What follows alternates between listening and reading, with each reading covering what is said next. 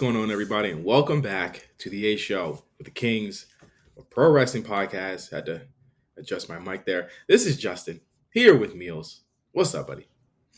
Hey man, I'm here. Uh, I wish I could say under happier conditions, but we're here nonetheless. I don't know what that means. It's Nick shit. It's Nick shit. We're in the throes of things. We are in perilous situations. We are in some place where only very few teams come back from. And you know what? I don't have all the. You know what? Giannis's quote is becoming a lot more clearer to me now. You No, know what it's I'm not. saying? No, it's not. Giannis is like, what No. is failure really? Like, what is No. failure? You know what I'm saying? People projected us at so many wins. We have exceeded all projections. We got a great point guard now. You know, the culture is there. Everything is there. We're just missing a few things, or we have maybe too much things we need to add on. So, you know what? What is failure really? You niggas will twist anything. Hey Hold man, hold hold 180 from last week. hey man, listen, man. It's not over, but it's pretty. I mean, it's closer to being over than it's not. I'm saying, but you know what? Well, I'm glad you admit it here. Well, So I don't listen, got to say it. it's cause y'all swimming, y'all cool over there. Up 3-1. I I don't listen. know. I don't got no clue on what's going on. I have Y'all are up no three clue what's one. happening. I don't know. How did it happen? A great supporting team. I think the Warriors really need Jordan Poole, and he's kind of stinking it up. I don't know if they no hot girls have showed up in the Oracle, but yeah, he's really stinking it up. It's all it's all venture capitalists that show up there. It's a a a bench could really bench you for real. But you know what? Um, playoffs are playoffs are very. I mean, depending on the thing, we'll see if I continue watching. But depending on the matchups, we'll see if I continue watching. But you know what? Playoff is playoffing. Um, Oh, it's Goku Day. no, it's It's Piccolo Day. We're not doing this erasure of Piccolo. wait. What is? All right. So boom, Dragon Ball. This is a little Okay. lookout lesson. Shout out to that. Go back to the All lookout as right. well. Okay. Um, King Piccolo. I'm not sure if you've seen the original Dragon Ball. You've seen Dragon Ball Z. I'm not sure if you've seen the original Dragon Yeah, Ball. you know, I was a kid. It wasn't a fight in that for me, so no, I never finished it.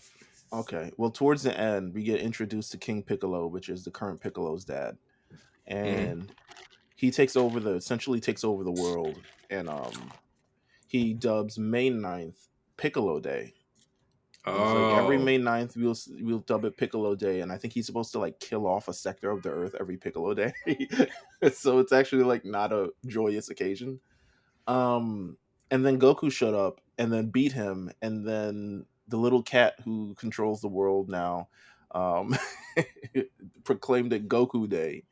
And then now everyone's running with Goku Day because Goku's a lot more like social friendly and all this other stuff. But it's Piccolo Day. You're not gonna, it's, Piccolo don't even get a day. You know what I'm saying? Like he don't get a moment. He don't get anything. He got a movie. yeah, he Movie was did. pretty He good. did. Yeah, Did you see that movie? I did. I did. Did you enjoy it? I have to review it for Letterbox, but I thought it was cool. It made me want to go watch the Broly movie though. I don't know if Oh, I was okay. in love with the 3D animation thing. I I I, don't I know if I got was in love with it. it warmed up on me throughout the movie because they kind of did it really really good. But I'm of the mind that I feel as though Dragon Ball should just continue as movies because it doesn't seem like people are happy with arcs anymore of the show. well, yeah. I mean, we're in a different kind of space with this in this Demon Slayer world that we're in, where they just kind of go arc by arc, and everything looks like a fucking movie anyway. Um, it's we're it might be honestly continued through movies. To be honest with you, there doesn't seem any plans for the anime to come back at this point, but it might be continued through movies. I'm trying to tap in on when your dubs, so you can watch the dubs of stuff. Dubs is very late these days. Still no Super Attack on late. Titan. Still no Demon Slayer. What is taking Attack on Titan so long? I don't know. I I've literally all don't but know.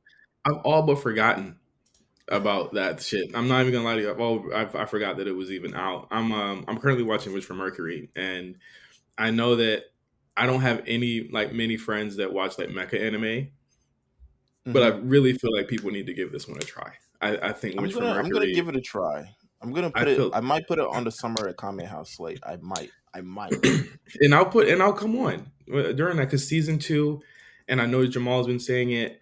I stopped. I feel as though I'm preaching to a wall at this point. Season two, I shit you not, of Gundam Witch from Mercury is next level. It is dark. It is batshit crazy. They're doing some crazy stuff, and it's some of the best animation I've seen this side of like Demon Slayer. I'm not Mm, shitting you. It's going to end up on people's best of list for the year. I'm not shitting you. It's really okay. good All because right. That's fine. people look at Gundam as like the toy anime, Yeah. Of and course. but the shows are anything but that. They're very violent. You know what I Well, mean? that's because of the '90s, man. '90s Gundams. It was Gundam. Was it Beast Wars? All types of other shit. But that's the thing. Gundam's always been very political and dark. It's about child soldiers, and like this one kind of follows like that kind of lineage, but it's also very. There's a twist in season two. I'm telling you that you're gonna be like, what the fuck is going Okay. on here? All right. I'm It's in. it, I'm in. it's really good, and season one is fantastic as well. But it's like again, you have a female protagonist, first female protagonist in Gundam history. A lot of really cool stuff that they do there, and people were really mad at the female stuff. You know, they do go Mm. broke shit. And I'm like, nope. This season of Gundam is outperformed the last two altogether. So like it's doing great. All right. Well, listen. I'm definitely looking to it. My watching schedule has seemingly cleared up. Will clear up in a couple days. So yeah, I'm definitely gonna stay tuned. Yeah. Uh, we got a lot to talk about on the show. But before we do that, I got office hours, man. I got office hours. All right, level with me. Where are we going with this? And I rarely ever have one. But this is like really like shook me to like, what? Like what the fuck? Mm, Yesterday, and okay, let's be clear. I work from home more often than not. I have two screens, really three screens, really four screens because I have my work laptop. I have my two screens, my two monitors, and I have my laptop. So it's like a lot of screens I'm looking at. And I'm like, at the end of the Dark Knight when Batman's in front of all them screens, yes. that's me. And he's like beautiful, isn't it? And I'm like Do you have a that's me. standing desk? By the way, do you have a No, I standing don't. desk? I got a Okay. high chair though. I got a high chair though. But All right. so sometimes when I'm just, chilling, working, or I'm on a downtime, I'll play a PlayStation or I'll watch TV on my left monitor or I'll play PlayStation on my right monitor. And I have my webcam hooked up to where my laptop is. So like my work laptop is offset to the side Uh when I'm huh. using it because I use my keyboard to do everything. If you So shared the screen and it was PS4, PS5. I'm gonna laugh. no, I wasn't. It's actually way more insane because the thing Okay. is that like it's not like I'm playing during meetings. It's not like you know what I'm saying. If something's going on, I'm pausing it or I'm putting it on menu because I'm talking to my friends on group chat. Like me and my friends we just sit in like PlayStation chat all day and we just shoot the shit. And in between meetings and while I'm working, we'll just be on there. And I'll be okay. I got to meet. And I'll be right back, y'all. And I'll mute it and I'll go do my thing. You know what I'm saying? It's like a cool little thing. Like it's like the work from home bunch that we have on PlayStation, right? So I'm in a meeting about something that we're having to present. I did it. I killed it, murked it. They loved it, et cetera, et cetera, et cetera. I get off the meeting. I'm like, okay, that went well. And then I get hit up by my manager, and he's just like, "Can we huddle for 5 minutes?" I'm like, "What the? Why?" I'm like, "What do we? What more needs to be said?" Right? So we're talking. He's just like, "I really got to talk to you about the game, man." I'm just like, "What?" Like I saw that it was on. I was like, "Okay." You know how you saw that it was on? Through my glasses. That is funny. Through my glasses. I'm like, I didn't say anything because I'm like, I'm not Uh-huh. about to go back and forth with you about like what's on my screen when Uh-huh. I'm working. My work's always getting done. Everything's fine. This is micromanaging at its best. Right. And I don't want to go off. I was already having a bad day yesterday. So like I was like, I feel like if I was to like go back and forth, it's not going to end well You know what I mean? Like I'm just like but it's like so often it's just like read the fucking room. You know what I'm saying? Like if somebody's not saying anything to you, that must mean that like this is something that has to be like. I was just like, okay, whatever. You know, he's just like, yeah, we could be using our time better. Like, what the fuck are you talking about? You don't even know what I'm doing. I could have mic off, screen off. I could be playing. You know what I'm saying? Like I could be doing a whole bunch of shit. Right. It was ridiculous. I just think that it's like I the company I work at, niggas is doing that shit all the time. But they're actually doing it while they're working. I'm literally just in group chat all day. I feel like it's your job.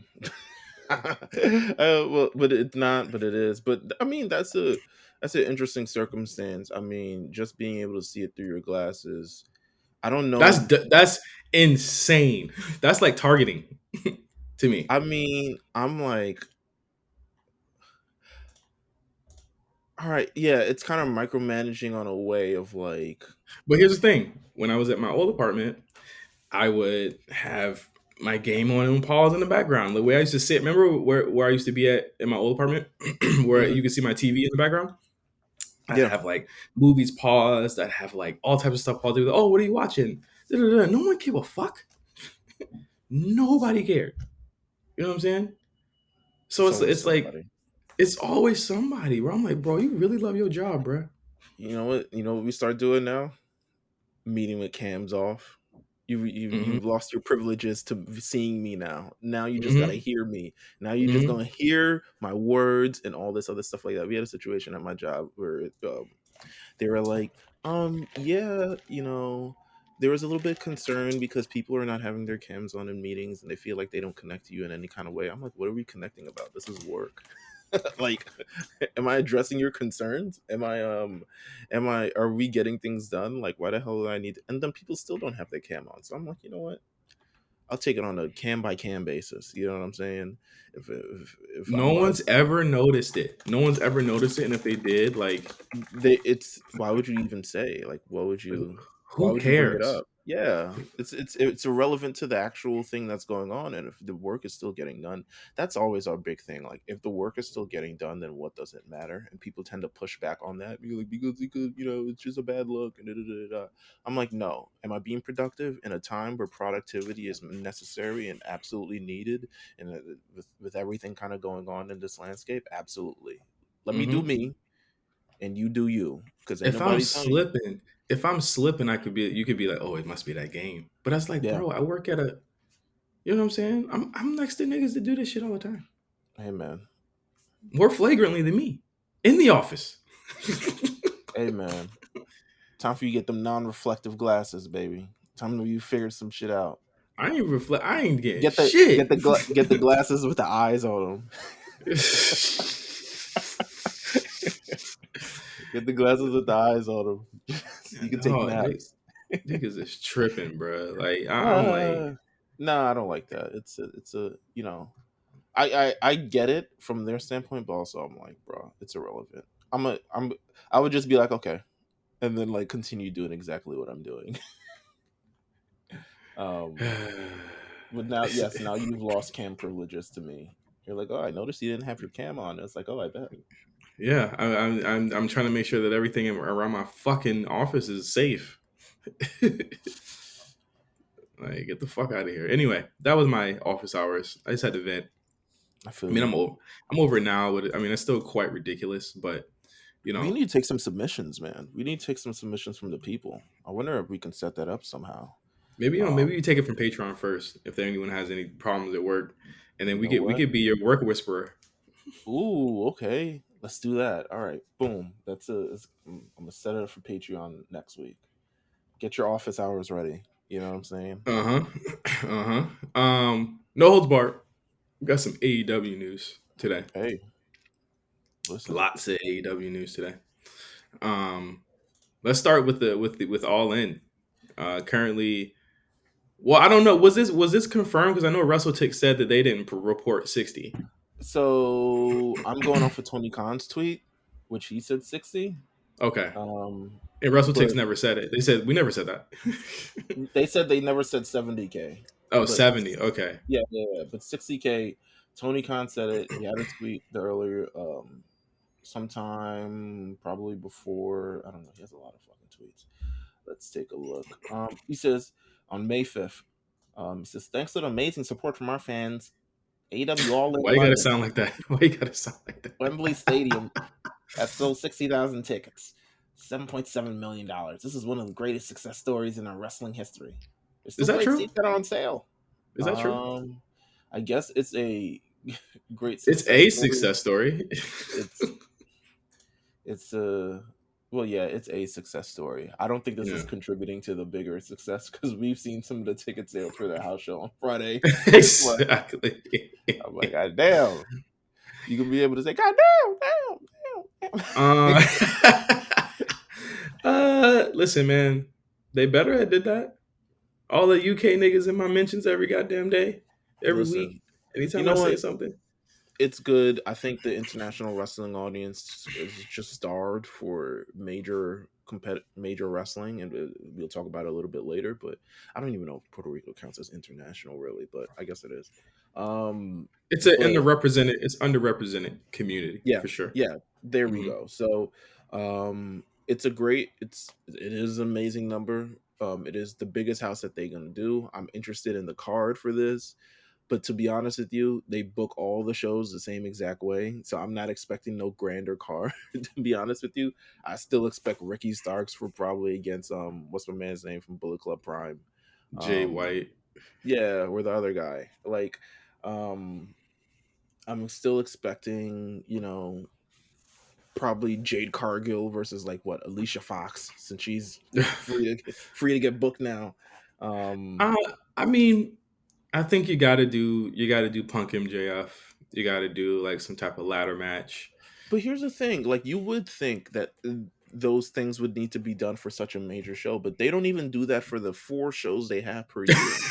Like you would Yeah, what think is that gonna like be different? What is gonna be different yeah, about this? like Yeah. what is a WWE has, again, there's tent pole that they circle around every year, which is WrestleMania. They have multiple tent poles per year, but WrestleMania is really the biggest one. And AEW, it's still kind of questionable on what's the biggest one because all cards are kind of like booked the same. Um, but When is the they've got show? In August. July? Nah, it's in August. It's Oh, August. Alcina? It's whatever. It's the week before Labor Day, so it's like late August, like 27th. Oh yeah, because then they do all out the next week. Right, Oof, right. oof. So it's like the 27th or something, and yeah, they don't have like a major show that they kind of like center around, which is I think a major problem with it. Like they never. I mean, maybe this is something that Calvin can fix, but Oh it's my god. but they don't have a major tentpole thing that they kind of circle around, so nothing is working towards. Even Impact has Bound for Glory, goddamn Yeah. Slammiversary, Hmm. something. I don't know what AEW's like big show is, even though I guess everyone in my mentions was telling me about every damn AEW show. We'll get to that, but I mean, back to the numbers. sure. This is they are hot in Europe, but I think that all of this success they have is kind of, I don't want to say asterisk, but I also feel as though you can't mention that without mentioning how terribly they're doing in their own country right now. You know what I'm Yeah, saying? Like it's night and I day. mean I you mean, can if you want to ignore it completely, but but I feel like yeah. people are going to be using this number to ignore, you know what I'm saying, to ignore the fact that they're kind of ice cold in America right now. You know what I mean? And I think this is a great number. I think it's fantastic. I think that it shows really just how enduring wrestling is in the UK. They love it.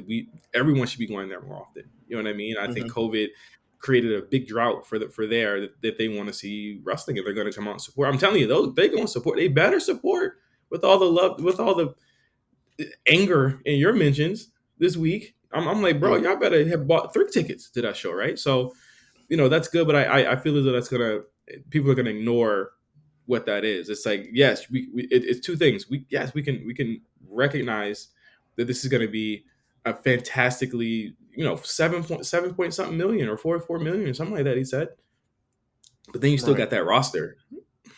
And then you look at that roster, it's like, but they're going to go up for anything. You know what I mean? And my biggest concern right now is the fact that they have so many events, almost too many events, including live television, leading up to the show. Meals. You have a pay per view this month that the car is not even built out yet, and it's in what, 2 weeks, 2.5 weeks.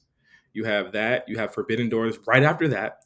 You have didn't they have a July show too? They have the Toronto, the Canada stuff in July. Then they Yeah. have all of this. Like this is it's a I lot. mean, they're busy. I mean, they're busy. If we If say anything, someone they're busy. if someone has a injury, if there is another brawl, if there's another suspension, all this is blown up. And we know that this roster is a powder keg. You know what I'm saying? Like it is a powder keg. So I'm wondering exactly how they're going to balance this, and if fans won't get tired because you looks like we just said you have all in then all out right after that, and then you have a Saturday show that they have to keep interesting. It's a lot for one man to do. I'm just saying, no hate here, but it's pretty concerning. It's a. I mean, this is the realm they want to They roll want to be the big into. boys. They Yeah, want to be with the man. big boys. But listen, Um, I mean, I'm sure the fans are happy. I think that's what matters to them, I guess. oh boy, they are over the moon, over the moon. AEW Dark and AEW Dark Elevation, however, their night is ended. They're done.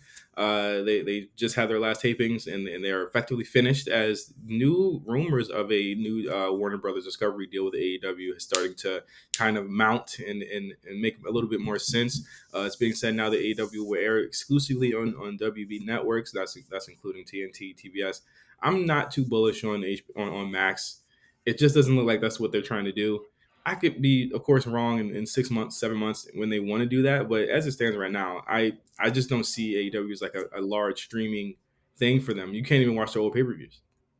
I feel like, um, but yeah, I think they haven't really um, promoted how well they can actually be within the streaming space. I mean, they can tout ROH Prime or Live or whatever the app is called. I legitimately don't remember. It's not Honor a Club, Honor Club. Honor Club. There you go. There you go. But they can kind of tout that. But realistically, like I don't think they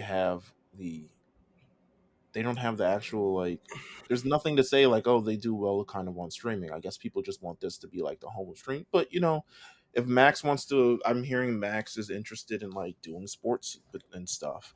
So which is where I think all kind of like streaming platforms are heading. They're heading into the realm of live sports, like and realizing that like um, that's a major source of attention and revenue and all this other stuff like that. So, but I don't know if I mean, AEW ain't the only live sports they got on that damn network. I mean, Mm-hmm. so it is what it is. I can't see it as a hub, but if we do see it, I wouldn't be surprised to be honest with you, considering all the changes that are currently going on. But What do you think of a if possible? I'm AEW, I'm negotiating like, yo, we need our stuff What do you think where the deal is going people to can be? see it. What do you mean? What do you think the deal is going to be? I feel like if they would get like 50 something mil last time, I've always thought that they would get the same. Uh, I don't know if it like okay if they were to go higher, I would say 50 to 75. 50 to 75 is my thought. Um, I don't know. I don't They're know. I would still think, blowing money. They are still blowing money like crazy over there though. Like but the thing is that you added a second show, right? Like you can't give yeah, them the same money and then another show and then more third show exclusive actually. content. Well, yeah, a third show, and you add exclusive content and stuff. And then in the same point, if I'm AEW, I'm trying to negotiate with them, and this is where the Max thing is. Like, help us help you. You know what I'm saying? Put our stuff on Max where people who don't watch wrestling can see it, and then hopefully it brings more eyes to the product and you get a better live experience just in general. Like, help me help you. I'm not sure who's in those rooms making those things, but you know, we'll see. I'm gonna Another say new. maybe like I don't know, maybe I don't know, close to 100. I would assume maybe close to 100. Yeah, 120 maybe, right? If that's like the Yeah, high end. They're not getting like yeah. 500 mil would be crazy. They're not everybody's 500 leaving mil would be WWE. nuts. Yeah, I would be like, yo. Go off though. Um, we're starting a new watch, man. Starting a Amen. new watch. New era, new watch. Drew McIntyre watch. Wrestling Observer News is reporting that Drew McIntyre may be considering leaving his WWE deal at the end of his contract at the top of 2024. Um, it's been said that the two parties have not reached the deal yet. Drew is currently off TV right now, probably handling some nagging injuries that he's had over the past couple of months, or the past year. Really, he's been injured on again, off again since about 2022 or at the end of 2021. What are your thoughts on this, Meelz? I mean, it feels kind of like the conversation we were having about Sammy and KO a year ago when people were like, they're not, well, they're all the signs are there, they're gonna leave, and I'm gonna say Drew Well, hasn't really said anything. yeah, I mean that's kind of the real thing. It's like, but here's the thing: I feel like there is definitely where there's smoke, there's fire. Especially with him, he blacked out his social media. I'm not sure what that's necessarily supposed to be. Um, he hasn't really shared anything, hasn't done anything. If his deal is up and he hasn't, to me, considering how he's been moving over the last like 3-4 years, I would assume if I'm gonna resign, I'm signed like I would probably have resigned by now. I'm not really waiting until the last minute, to be honest with you. If we want to choose to move forward with you, or if I want to choose to move forward with WWE, I'm signing. So I do believe where there's smoke, there's kind of fire in this entire situation. However, I could see him leaving just on the basis that there's an alternative, but I don't think again, we've seen so many different times from so much former WWE talent that the grass is not always greener on the other side. In fact, it's Mm-hmm. usually the opposite. It's Mm-hmm. actually some sort of weird cream color. You know, it's it's not always the same. Like we've seen, you've looked at people. I can't see how Drew McIntyre, who's very, very smart. I mean, we've interviewed him. He's a very personable guy. I think he's a very smart guy, and he's someone who loves wrestling a lot. I don't see how you could look at people like um, Andrade and Keith Lee and Aleister Black and everyone who's kind of like gone over there in that instance and really, kind of you were typing away over there. Um, and really see how and really see that it's greener over there. I mean, I'm looking at when he came back 2018. Just trying to see like all of the big moments here. As I'm like going back through all the stuff he's done right now. Just I mean, he comes back in like 2018. I can't say that he hasn't gotten a fair shake at a lot of shit here, right? Like he kind of was iffy, you know what I mean, the Dolph Ziggler shit. But after he got the title, it was up for him, No, I agree. and I don't know. I I I can't say that it was an abject failure. I mean, having to have the title during the pandemic obviously isn't ideal for anyone, but they did make him feel like a big deal. it's no, I mean I think he's still a big deal to be honest with you. Right. Like I still think he is. I think he's a major, especially when you think the Monday Night Raw. He's still super popular. He's still like this is not someone who's had any kind of waning success. I think he's put up with a lot since winning the WWE Championship, and very few opportunities far and in between in terms of like being the next guy. But to be honest with you, I think he's just in the if he if he's in WWE maybe 4 years earlier, he probably has a couple more runs. But I guess because we're in the Roman era, it's a little bit more of a thing. But I could definitely see him as a shoe-in for the new World Heavyweight Championship. that's Like what I don't think that's what I was gonna bring up. Like that doesn't even matter no more. The Roman thing is not even a thing. There is a whole new title. I think it's very glaring that he's not in this. Or wasn't in this tournament. I think that like obviously we a lot of people feel who should win this title, but it's like I always said that Drew having to run into the Roman thing was probably one of the biggest detriments to like his push and just where he was as a top guy. I feel like the Clash at the Castle thing was just kind of like, damn, like what a moment that would have been if history had not been in between him and the title. Like right. history came in between him and the title, and I think that now that there's a new title, there's definitely room for him. I think he should turn heel. I honestly do. I think he would be a really effective heel as who he is right now, with on Raw that has like from this last episode, they have really strong baby faces on that show. They have Yeah. people that they have stars that people react to now on that show, and I think if Drew came back and did that, I mean, obviously you'd still run into, and again, you're still going to run into Gunther, who I think that could become what I'm trying to say Drew is going to become now. So I don't know. There's a lot of opportunity with this new kind of like split, and they don't necessarily. I mean, no one's bigger than the company, right? Like with Drew gone, someone just slides in this place. But I do think there's firmly a spot for Drew on this roster and continuing there. But it's kind of like, what is ultimately he wants to accomplish. And if it's being world champion, like, doesn't matter being world champion here or anywhere else. Does he feel like it's going to be a much more because realistically, like, I'm not saying he's going. There's no other alternative that he's going to other than AEW. Like, it doesn't even make Yeah, sense. You're not showing up yeah. on Impact. You're not showing up on all the other shit. But You're going to showing up. AEW with his body in the shape that it's in now, to me, is crazy too. If he could just sign a part time or a deal where he doesn't do house shows, or he could do the Roman deal. You know what I mean? Like I think that there's still something with Drew if you use him sparingly. There's still something to him. I feel like it depends on what he wants. I'm Yeah, not sure if it's pay. I'm not sure if it's time in they terms will of pay working him. a schedule. They will pay him. Okay, I think it's just really what he wants to do. Like they will pay that dude. I just hope that he makes the best choice for himself. I feel as though I don't feel like there's another company that could have made him look like the hero that he looked like in the Clash of the Castle stuff last year. That those video packages last year were amazing. The stuff with his wife, all of that stuff. Like I thought it was great, and it's clear that they think a lot of him. So Yeah, no, it's bottlenecked at the top of AEW. I don't think there's any true contenders that haven't been planned out as of yet. So he would absolutely he would show up and he would be in a tag team or be fighting Wardlow or some shit like that. I don't know. yeah, So or the king of ROH at this point. or Goldberg again. But well, actually, I don't know. AEW's, if they're having a second show, they're gonna need more guys. So there's definitely some leverage he The has there. first question: do you like CM Punk or do you not like CM Punk? How do you feel about working Saturdays? 8 p.m. every Saturday?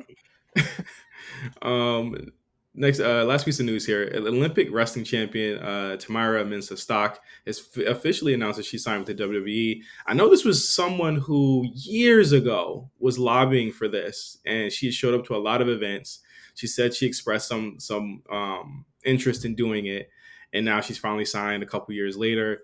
I think this is a really cool, thing for her and for the company too, especially just as like, this, you see what Kurt Angle has done, you see what Mark Henry's done in that same position.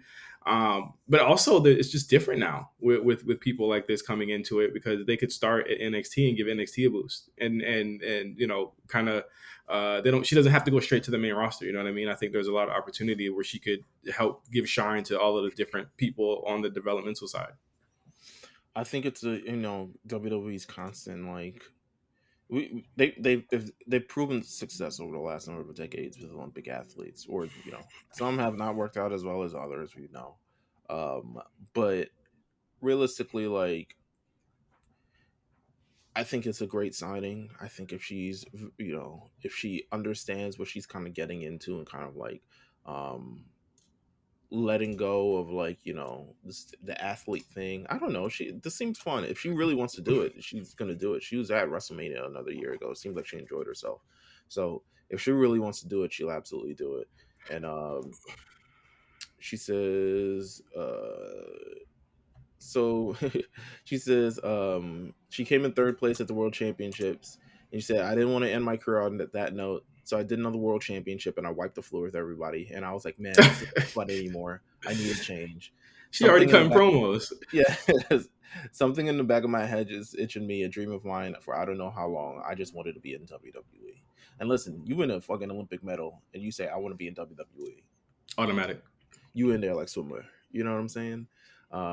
So it'll be interesting to see kind of like how she develops and everything like that. But she's got a great team that's down there. They working with everybody, and yeah, look forward to seeing her um in WWE in the future. Let's go to Puerto Rico All because right, that's where hold on. WWE was all weekend. Yeah, absolutely. Hold on. Let's head to Puerto Rico real quick. Where are we going with this? But, Uh but royalty free music, please. oh, sorry. All right, never mind. Sorry, sorry. That is literally the opposite of royalty free music. No! What a cool moment in time last weekend was for the WWE, starting on SmackDown in Puerto Rico. And here's the thing about that: I was like on Friday, I was like, Puerto Rico is pretty loud, and then on Saturday, I was like, Puerto Rico is deafening. Like they were more lit on the Saturday than they were on the Friday, which is crazy. Can I say this one thing, just kind of like summarizing this entire weekend in whole? I feel like this was the most culturally relevant WWE show that's ever like something that like they're clearly wanted to embed in the culture. Clearly, absolutely wanted to put it at the forefront of things. Um, I feel like there's no. I feel like just going to that show and then coming out of it, especially if you're in an audience, you felt proud to be Puerto Rican. Like Yeah, Latin American, it's hella. some right, and I don't think that's something that you really ever seen. Like, I mean, I don't know. I guess because I'm used to them doing like UK shows, and I guess the UK people come out and they do their flag and they do their thing. They're still white. Maybe, That's just what they're still white. They're yeah. still white.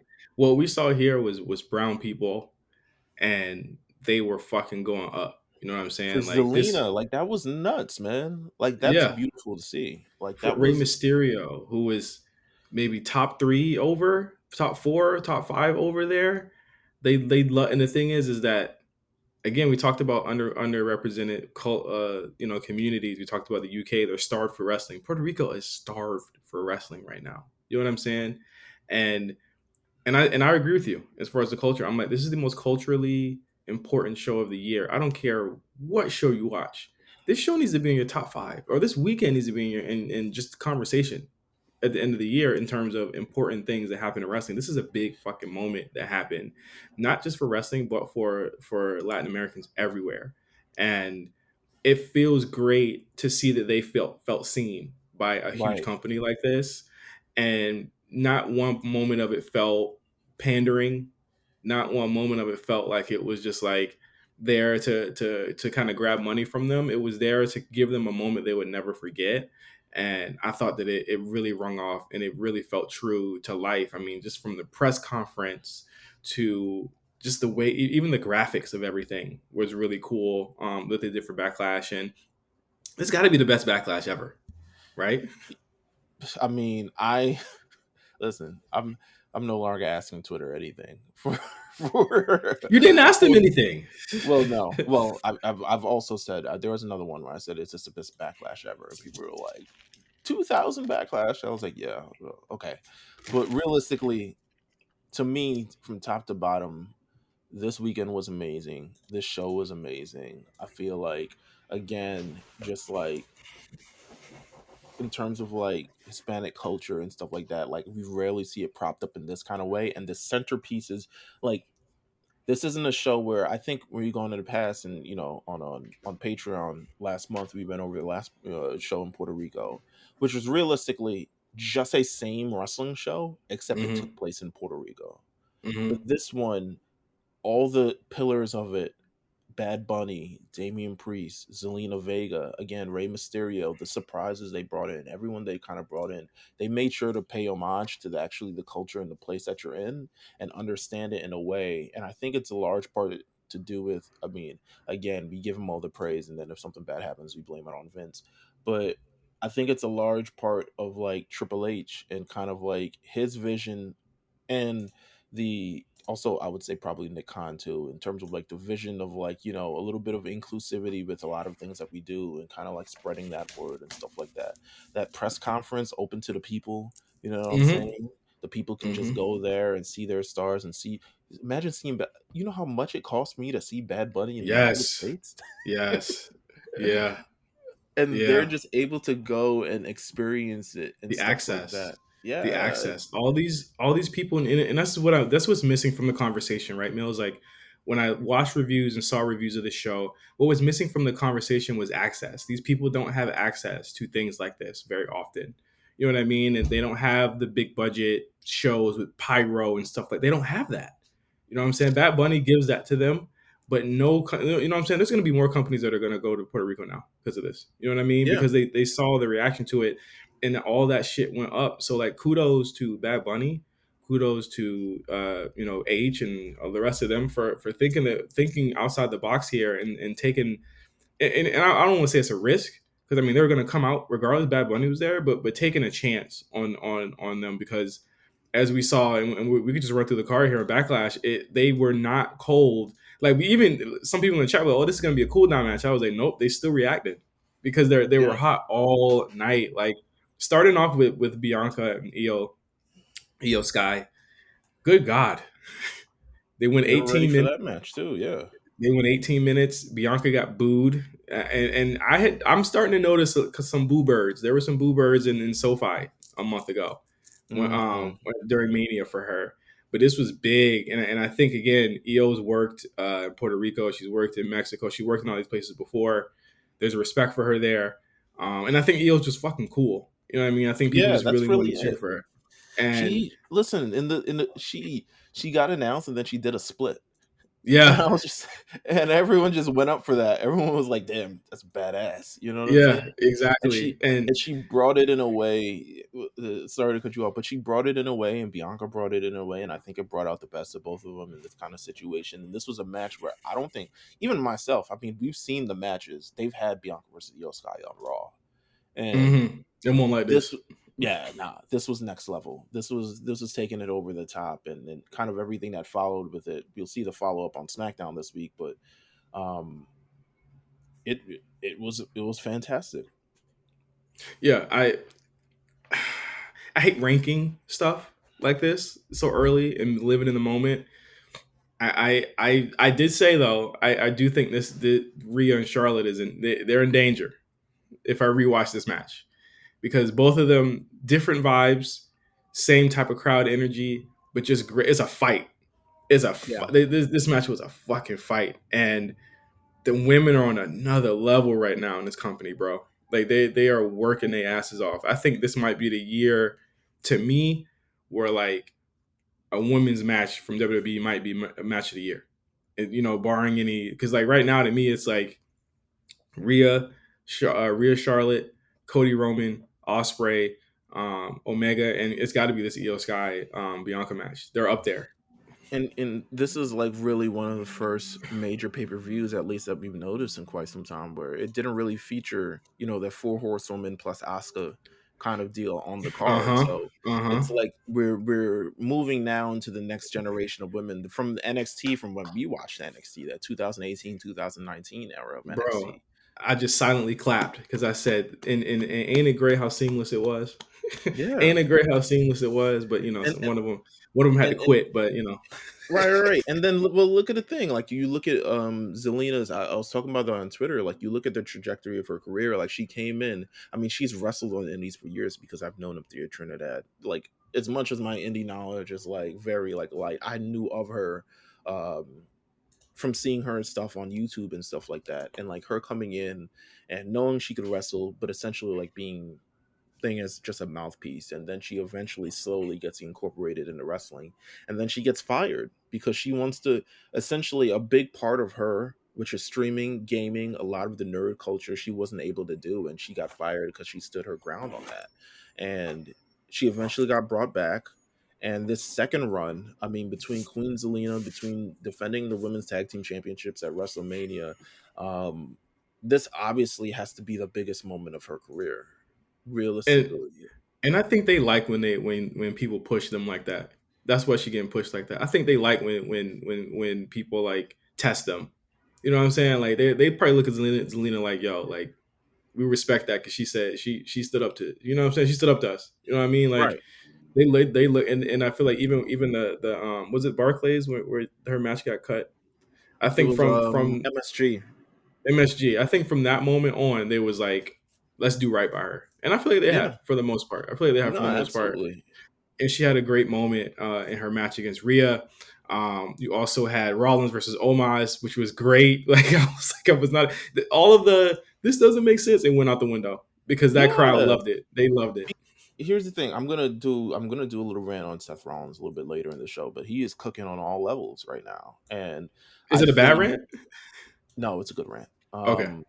But he's he's instead of like shying away from this and being like, why am I wrestling this guy, he's Hmm. bracing up to the opportunity. And Yes. you see it in kind of like the way he positioned himself in this match. It took damn near the man's neck repelled the top. You know what I'm saying? They make Like, Omos look so good, and I saw somebody say, like, I think it was Amp. He was like, he's a attraction jobber, and I was just like, well, that's what they used to be. That's what like Andre and all those people used to be. Like they do they are there to enhance the talent that is going on to do big things. You know what right. I'm saying? Like Omos will get his mid card feud eventually. But I think it's best that we see Omos in a smaller capacity than we have been in the past 2 years. And I think it works for him because I think you still get that plausible deniability. Like, will Rollins lose or will Lashley or somebody lose to this guy? Because it could always happen. You know what I mean? And I think that he's getting better and better. And I thought that's why that match really worked for me. You also got the Bloodline versus the Blunt Line match, which I thought was really good. It came right after, and I want to save the Bad Bunny match for last, but it came right after that match, and we were kind of worried that it was going to kind of lose it, but the drama, they always get them back with the drama. What are your thoughts? And they kind of didn't really touch on it now on Raw because obviously they're on SmackDown only. But what was your thoughts on the drama between Solo and his brothers? I think they've been building this up for quite a bit. It's interesting how all the how Jay reacts differently than Jimmy reacts, which how Solo's reacting right now. But it's a we're definitely breaking off this part of the storyline and we're going in a different direction, which I love. And I think now we're angling towards the Usos face turn more than anything. And I think we're angling more towards, I mean, we might get a pay-per-view that's Roman Reigns and Solo versus the Usos. Yep, that's Like, what that's what it's looking like. If not Saudi, then Money in the Bank or something. Because I think that the next natural step is for him to lose them and then be on and again like Roman's on the show with a bunch of people that don't like him right now. right. He's still on the show with a bunch of people that are not really fucking with him right now. And KO and Sammy can still go to that show because they have both titles. So they've left it open for that still to kind of be a thing. I just like those moments with Jay kind of looking at Solo like, what the fuck is wrong with this dude? And Solo, I think Solo honestly, my thoughts on his booking notwithstanding, and it continued here in this match, but I think he's really good at facials and emoting and showing the doubt that he has because in the back he had doubt. He's wrapping up his thumb and he's just like, I know what I got to do, but I don't want to do it. And we're all wondering what the task that Roman has asked him to do. We all want to know what it is, but Riddle keeps interrupting it. And I think Hey it's so man, funny that Riddle keeps interrupting it. and he keeps taking that pin, so don't do drugs. Is Yeah, the moral stop. of the story. Put down the coke, bro, or whatever the hell. Put it all down, He's bro, because you don't he's want to been end up. taking L's and had a smile with it and jive with it and all types of other shit like that. So, He's a um, talented bum. Like I need for Riddle to really bring it back. Um, Listen, man. Brock Lesnar, Cody Rhodes was the main event here. I like this shit. This was my shit right here. This is my type of thing right here. I think Cody's been like absolutely going above and beyond lately, especially this year, in terms of having just amazing performances. What was that? Tony Khan beeping at me? Just having amazing performances across the board against some of the top guys right now. And I think he brought out a Brock match that we haven't seen in years from Brock, where it's just literally just I mean, we saw blood. I mean, I can't bear the lead here. There was blood, and they did not blur it out. They did not attempt to cover it up. Brock Lesnar bled hard way here.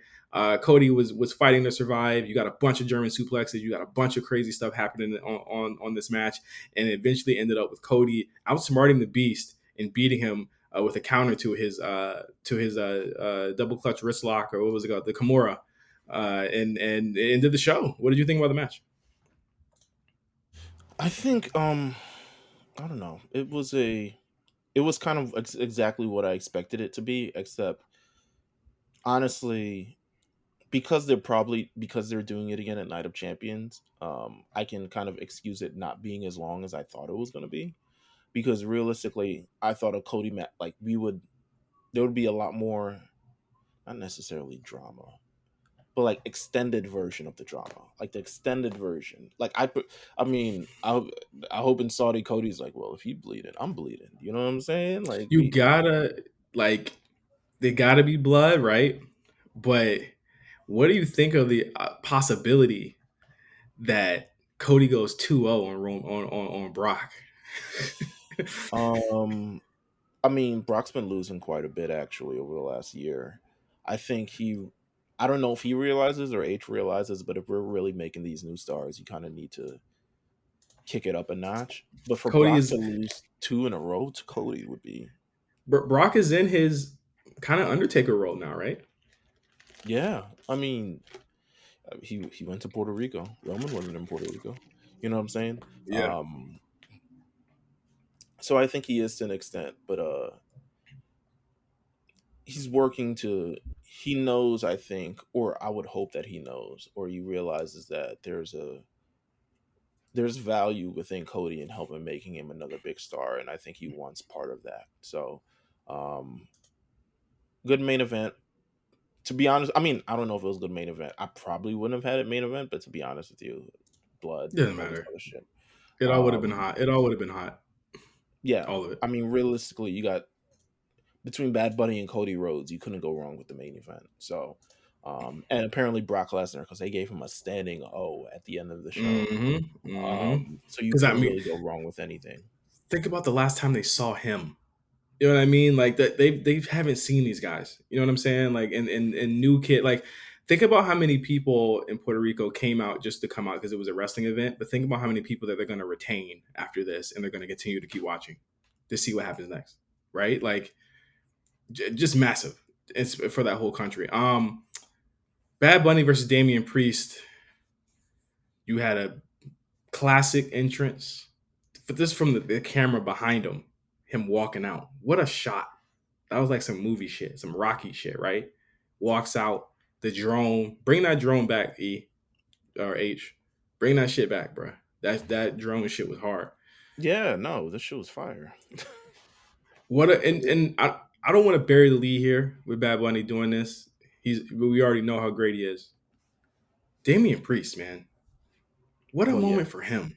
he stepped into the role like he's been here before, and I think that was the most impressive part about it because I think the poise, the stoicness, the evilness, and the dominance that he's had, albeit he's beaten the shit out of LWO for like the last 3 weeks, but clearly even at the end of SmackDown, him standing across from the ring from Bad Bunny and stuff like that, like he was clearly in it to make a moment, and then he's clearly understands the role that he is in of like major dominant hoss like evil opponent for Bad Bunny, someone who should be able to crush Bad Bunny, but then you got Bad Bunny himself, like the man, Benito himself. It's like he's a fucking anime protagonist, to be honest with you.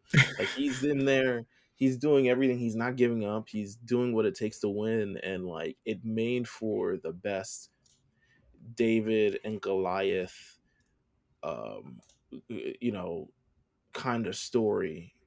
And yeah, man. Celebrity wrestling. We in a month we've had Logan Paul doing his big one. Then we have Bad Bunny doing his big one. It they got to squash whatever it is, and they got to work together because we need the celebrity wrestling match. This is the match of all matches. um, I agree. You had it all in this one. You had weapons. You had Bad Bunny going through a table. I'm like, this motherfucker is gonna be at the Grammys, or was at the Grammys.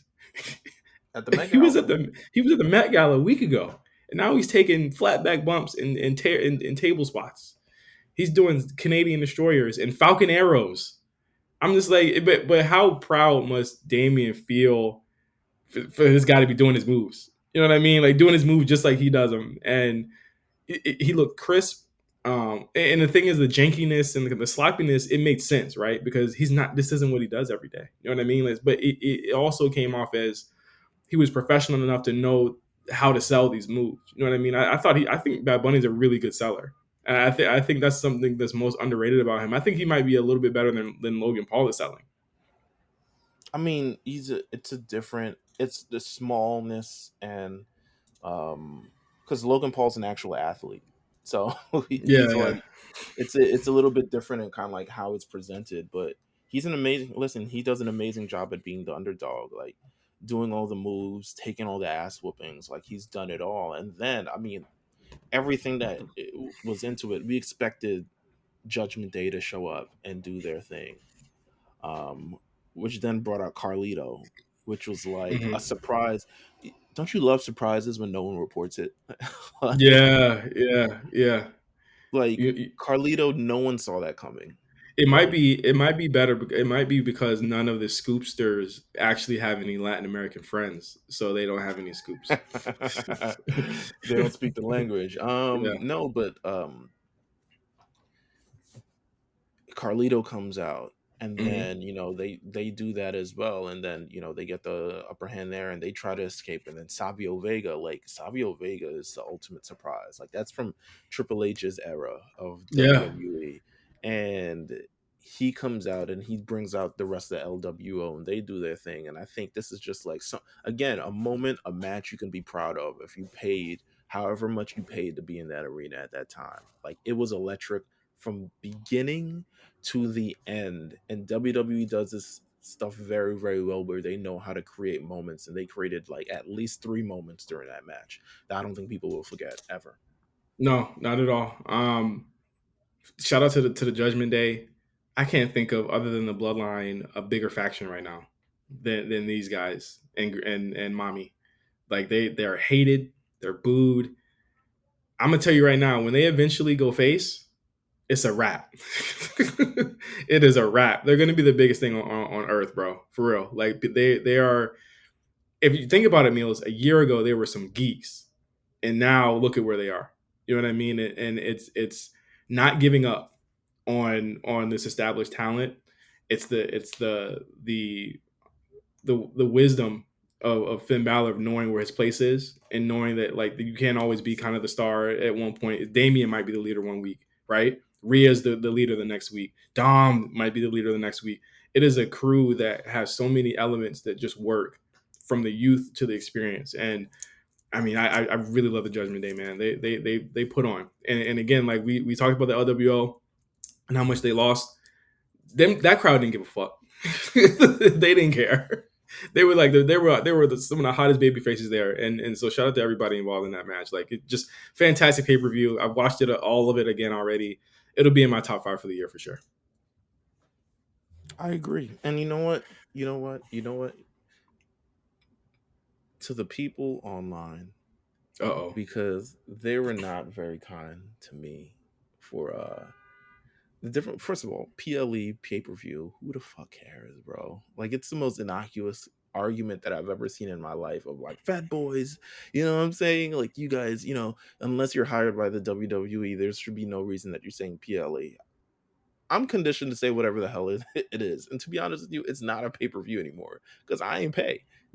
So um is a premium live event. It is what it is. But then also like me saying like this is kind of like the best stretch of pay-per-views that's ever been kind of done, or PLEs that's ever been done. And people bringing up all like, one, you bringing up this AEW stuff, and I'm like, bro, there's no way they've had a consistent. I mean, to AEW fans, maybe that's you're right, but at the end of the day, like let me enjoy what I want to enjoy. They've had amazing again. Montreal was a major moment for them as well. The Sami Zayn moment felt like WrestleMania to the people of Montreal, and them including Ariel Hawani, who's that hockey guy? I forget. But they include in so many different things. Sami Zayn's family, kind of like getting the culture and bringing the story of Montreal, then going to WrestleMania and having the biggest show that you've ever seen with new champions and all this other stuff, and then doing this thing. I'm like, how could you not ignore the run of these three shows? Actually, the entire run of H, to be honest with you, because Hmm. he has been killing it. Um, even the pay-per-views that aren't the major, like the non-Roman pay-per-views, because Roman is not on everything, have some sort of value to them. And you could not say that, if, to be honest with you, and I don't want to make this AEW thing, if you plucked MJF off of a pay-per-view, the whole shit will look weird. Yeah, it misses a lot. I mean, even Yeah. if you take the elite off, it misses a lot. You can't do a. I say this. I know people are gonna fucking disagree. I don't really give a shit because I'm seeing it. I'm seeing it from the placements, the press, all of this stuff. This is the first time in a really long time that WWE has more than 2 stars, and it's not. And the fact they did this without Roman, it speaks volumes, right? You've got a bunch of people that people see. You got Beck, you got Bianca there, Judgment Day, Dom there, Rey Mysterio there. This is the first time in a long while, Meelz. We've seen the dark ages of this company, 2020, 2017, 2018. We've reviewed all of it every single week, Meelz. We've reviewed all of it. I can't think of a time, even if the week to week isn't the best, when they show out on these these PLEs and these live events, they get reactions. You know what I'm saying? Like they got more than one bankable star now that can main event a show. And now that they got Cody, they got a nuclear bait level baby face that can main event these shows now. That you don't need Roman anymore. You know what I'm saying? It's like they're hot, bro. And when you think of this, you think of this stretch of a run. And one thing you forgot was Royal Rumble. Royal Rumble really kind of solidifies it. Royal Rumble was fantastic. Okay, you go to Elimination Chamber with that fantastic Elimination Chamber match, and then the Sami Zayn moment, Mania, both nights. Come on, you can't even deny that. And then here, and I think it's gonna be crazy, right, Mills? Because like when Wembley hits, I feel like a lot of people are gonna purposely or conveniently forget these moments. So I think it was a good thing for you to bring it up so people don't forget this. Like this backlash moment is going to be way bigger than any other overseas event that happens this year. I'm sorry. That's just really just going to be what it is. You know what I mean? Like they're on a roll right now. It is not bad to say that. It is not bad to say they're on a roll because we will say when they're not on a roll. Why can't we say when they are? Yeah. It's and I don't know. It's just, People will not let them live the Fiend and Seth Rollins down. They will not let them live that shit down. They will not let them live Royal Rumble 2022 down. But when they do something good, yes, you can say they did something good. I couldn't think of a bad match on this backlash card. I've seen it twice already. I didn't skip a single match. yeah, there So isn't a bad match on here, bro. Like, not nothing. Even the triple threat, United States Championship match. Like, again, great match. I don't know. So let's go on to now post draft Monday Night Raw started last night. Really good video package I thought to one thing with H is I feel like he does a lot of things that are like petty, but also kind of like so now like he does it like okay now shut up, and that's what I felt like the opening package for Raw was. It was like here nigga damn now shut up. This is why we're doing it. This is why these people are in it. It just is what it is. Let it be. Show kicks off with Cody. Cody the famous last words that whole promo talking about Brock. I'm like, all right, man. Brock in the rear view, okay, buddy. And it leads to a stare down between Seth Rollins and Cody. I thought a really cool moment before you get to the Seth Rollins, Damian Priest, and Shinsuke Nakamura triple threat, which determined who would face off at the end of the night for to be in the finals of the World Heavyweight Championship finals. I thought both matches were good. I was a little more impartial to the first one with Seth, Priest, and Nakamura. I thought both were great. And again, I would probably agree to the same. Yeah, I mean, I don't think you could go wrong with either of them. Yeah, but really, yeah, because Seth Nakamura and Priest. I mean, they're all kind of Whew. on a run right now.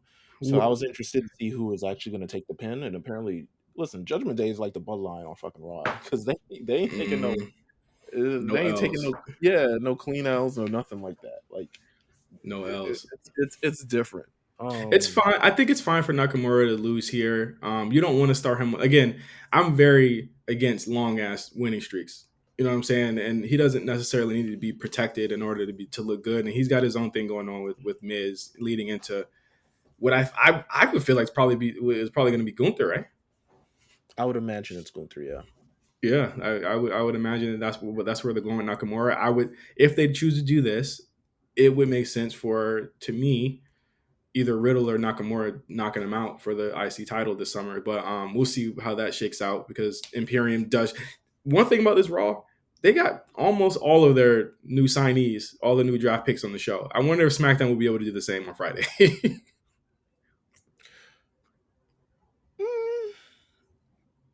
probably not. I don't know. Yeah, I mean they and let me just say, it is telling that Zoe Stark's got a match I mean, on it's this a show. 3 hour show. It's a 3 hour show. But they could have put on. There was a lot of niggas that just got video packages on Monday Meelz that could have got a match, and she got a match, and she got a chance to show off what she could do.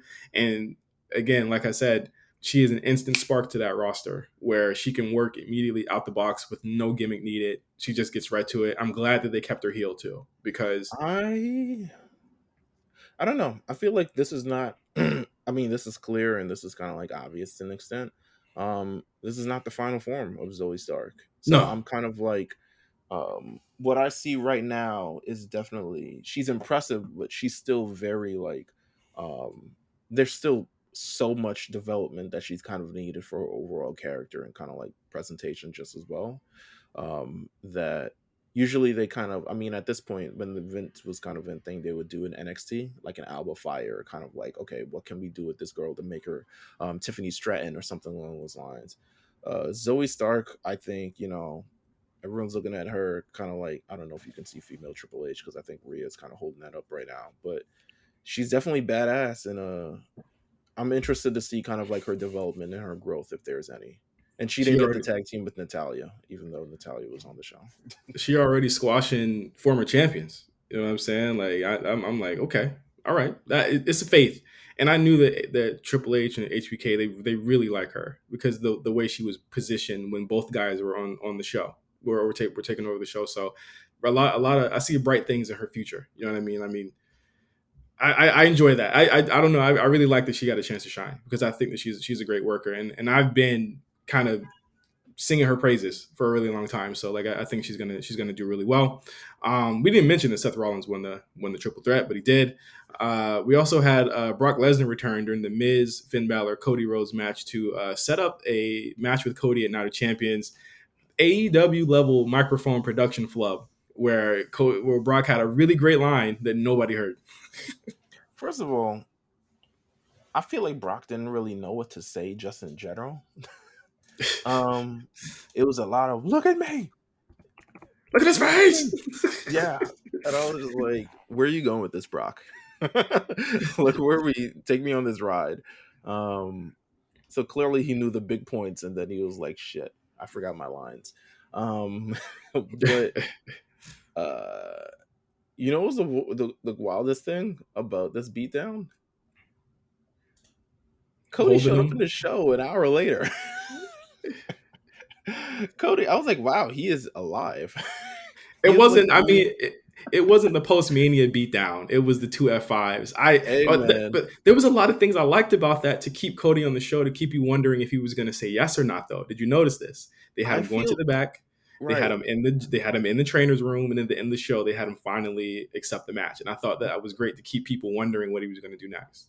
I feel like nah. I feel like for a beatdown like that from Brock Lesnar, especially considering that you beat him the other day, I feel like they needed a.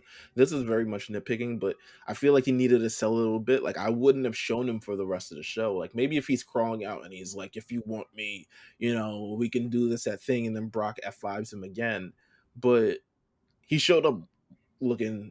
I mean, somewhat regular. I mean, he's hurt. He's still selling the pain, but he showed He up was holding like his ribs. my man showed up in an interview like, all right, this is my time. I'm here. Yeah. Commitments. I see them through. I'm wondering. They keep saying a fight. So there's going to be a stipulation for sure. I would say not a cage match. Would they do fight pit? Nah, you Would can't they do do? Hey, they Nah, keep saying a fight. Notice they kept saying a fight, not a match. So there's going to be a stipulation added. It can't be regular ass match again. It has to be somewhere where they can wild out. Either no DQ or I'm thinking fight pit. A fight. They keep saying a fight. they announced the match, but it wasn't. There was no stipulation added to it. They can They always add. announced. They could always add to it. I don't know if they had a fight pit. I would. Why would? I don't know. I feel like Cody would be in over his head, and especially if he beats Saudi, Brock in a fight pit. except that's the point. The baby face in No, over his head in the octagon or like the octagon like structure against Brock Lesnar. I think you got to kind of go with that because Brock is now looking for a chance to make him bleed in his domain inside of a cage. They keep saying most decorated sports combat athlete of all time. And then here's my thing. If they don't do it, that's fine too. But I think that it would be cool to have a stipulation. And I'm thinking they keep saying fight, do it in fight pit. I don't know. Rhea Ripley comes out, squashes Dana Brooke. Did you see the? Did you see the thing when Dana Brooke?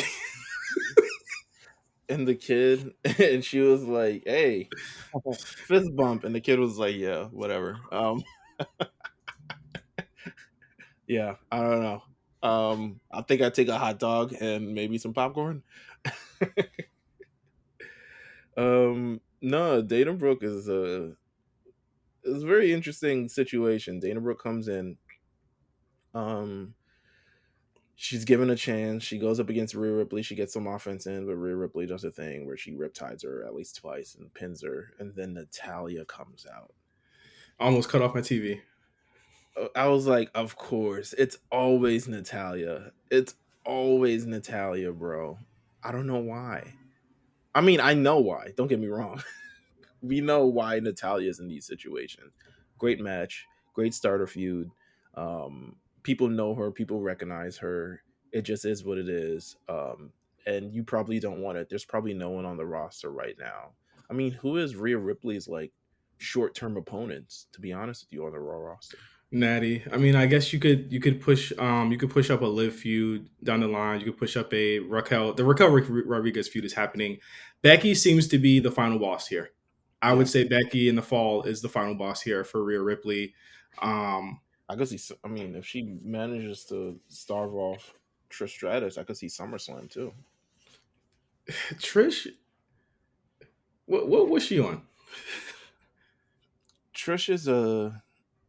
I think she's warming back up to whatever the hell run this is. Like slowly warming up. It's like a car in the winter. You know what I'm saying? Like we're warming back up, but she got a little bit of the heel sensibilities out, tricked the crowd. Even though if you've watched WWE over the last 15 years, you've seen this coming. Um, Becky Lynch coming out is it's a good look. Lita's still dead, still on unconfirmed medical situation, but Becky is back, and Night of Champions, I'm assuming. Becky looked more ripped every single time she comes back. That's the plan. That's the plan. But I don't know if this is a Night of Champions or I don't know if this is a Money in the Bank type of deal. Nah, you gotta do Night of Champions. But I think that Trish is. It seems to me Trish is going to be around for the long haul. Like it seems to me that like it's going to be Trish versus a lot of different people, and She should have done Liv. Trish that'd be versus cool. Liv. I'd love Man, to see it. get Tegan or somebody active, man. There's a lot of women on that roster, but I did like how many women were on the show this week. I mean, it was a pretty good look. We got to get Tegan rolling, and we got the tag team championships thing rolling. Yeah, Chelsea Green, Sonya Deville, Liv Morgan, good Raquel segment. Rodriguez. Got to see the way. Yeah, So they're that's back. either way. Yeah, There was a strange moment. Did you notice the moment where they walk past the way and they see that he's gonna sign it, and then Gargano says like he's on his way back or something like that. He's like he'll be back soon or something like that. Did you notice that? I did notice that. What could he be alluding to? You know who he's alluding to. Do you know who he is? Of Triple course. H's been wanting to do this forever. Yeah. He's been wanting to do this forever, so it's gonna be Ciampa. But we also get Dom Rocks versus. There was a lot of matches on this Raw. I'm It's looking at it right now. Like, ridiculous. everybody got a match this week, but Dom beats Xavier Woods, who to me feels a bit lost without his cohorts right now. They're all injured. I don't like his cornrows. Was it just me? I was just like a little weird. Like cornrows ain't for everybody. You know what I'm saying? He's got great hair. Don't get me wrong. But I was He like, is, but I don't know about this. I don't know about the he cornrows, bro. is it going to be him and Tozawa? Is Tozawa going to be a satellite member of the New Day?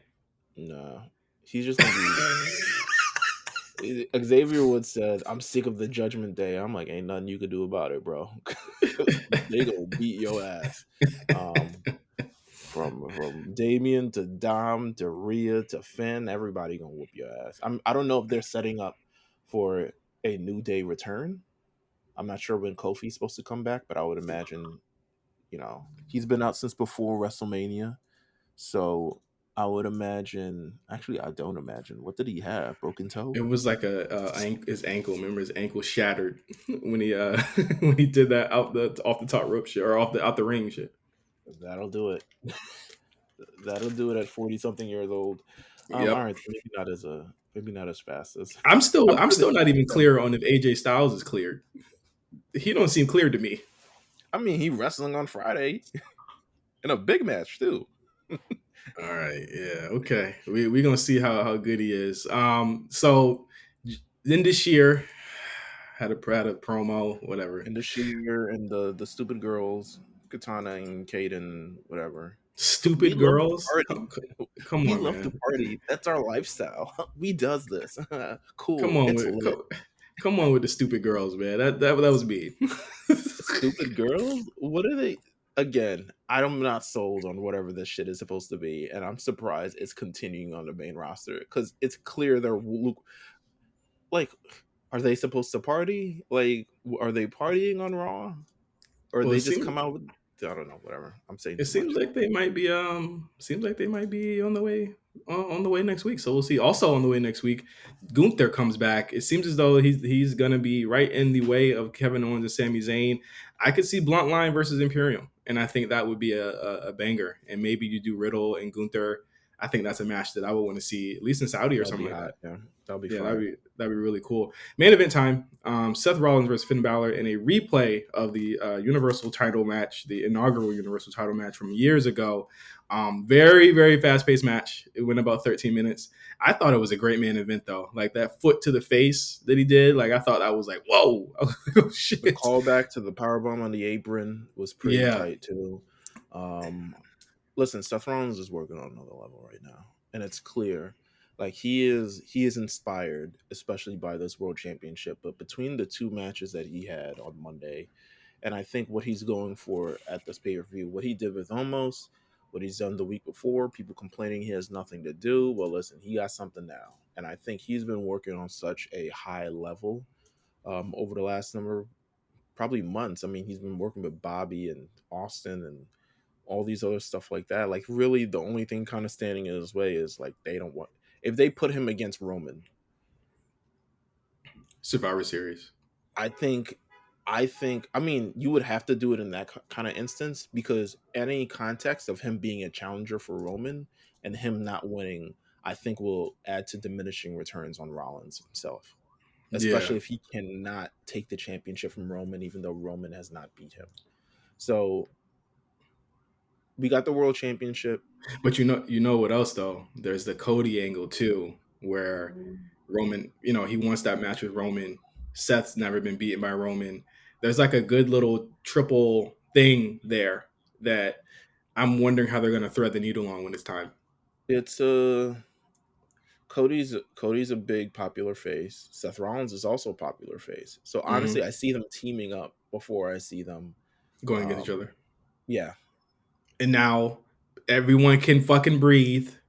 Seth wins the main event here, goes on to the finals.